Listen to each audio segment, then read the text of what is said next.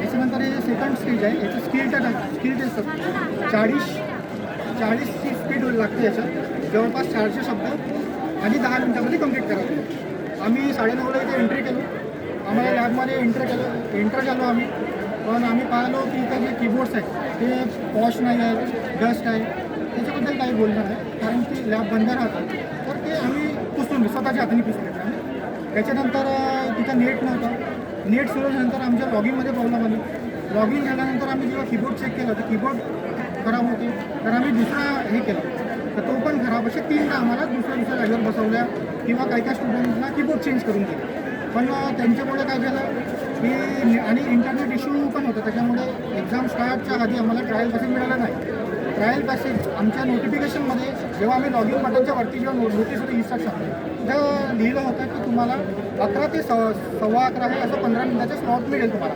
त्याच्यामध्ये तुम्हाला trial passage आधी मिळेल आणि नंतर तुम्हाला स्टार्ट करायचं. 30 सेकंडचं काउंटडाऊन सुरू होईल. पण एक्झॅक्ट कसं काय झालं तर जेव्हा आम्ही लॉगिन आणि आम्हाला फोर्सफुली लॉगिन करायला लावलं कारण की आम्हाला माहीत आहे की सगळे पॅनिक झाले आहेत आणि आमचं लॉगिन आम्ही करू की नको आम्ही पण थोडं हेच होतो त्याच्यामध्ये. पण आमच्याकडून फोर्सफुली लॉगिन केलं. पण काही 15-20 लोकांचे लॉगिन झाले. त्यांनी आपली टायपिंग सुरू झाली. पण स्क्रीन टाईप होत होतं इथं पण तिथं दिसत नव्हता. कम्प्युटरमध्ये ग्लिच होत होतं. ठीक आहे. कोणाचं सबमिट झालं पण त्याच वेळेवर ज्यांचे झाले नाही लॉगिन ते मग गुंतवणूक करू लागले. तर ज्यांचं झालं 15 लोकांचं त्यांना त्रास झाला.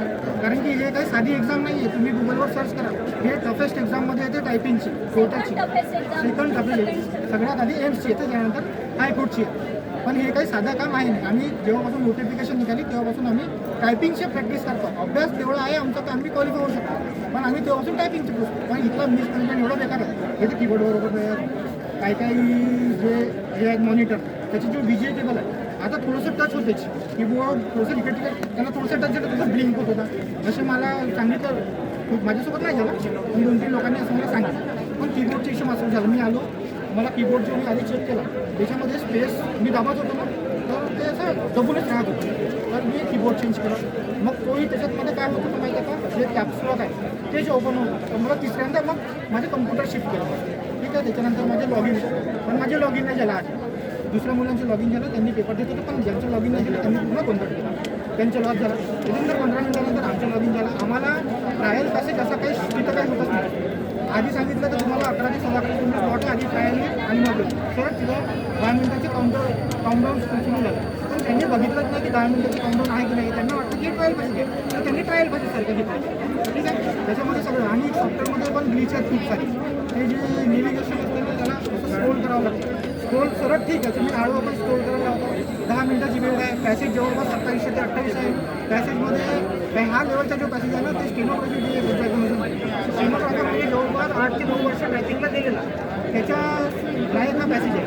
जे पण लोक 1-2 लोकांचे पास झाले आहेत ते स्टेनोग्राफर आहे. ठीक आहे. ते त्यांचं पर्सनल आहे म्हणा. हे सगळ्यांची मेहनत आहे. जवळपास 7 ते 8 महिन्यापासून आम्ही प्रॅक्टिस करत आहोत. ठीक आहे. पण आमची एवढी आहे की आम्ही काय करू शकतो. पण आम्हाला ना कीबोर्ड मिळत आहे ना ते मॉनिटर बरोबर आहे. ठीक आहे. त्याच्यानंतर जो मॅनेजमेंट आहे आम्हाला कोणी सांगणार नाही तिथं की तुम्ही आता लॉगिन करा आता तुमची एक्झाम होईल आधी ट्रायल होईल. आम्हाला कोणी इन्स्ट्रक्ट नाही केलं काय केलं. ठीक आहे. त्याच्यानंतर कीबोर्ड सोबत सर्व्हर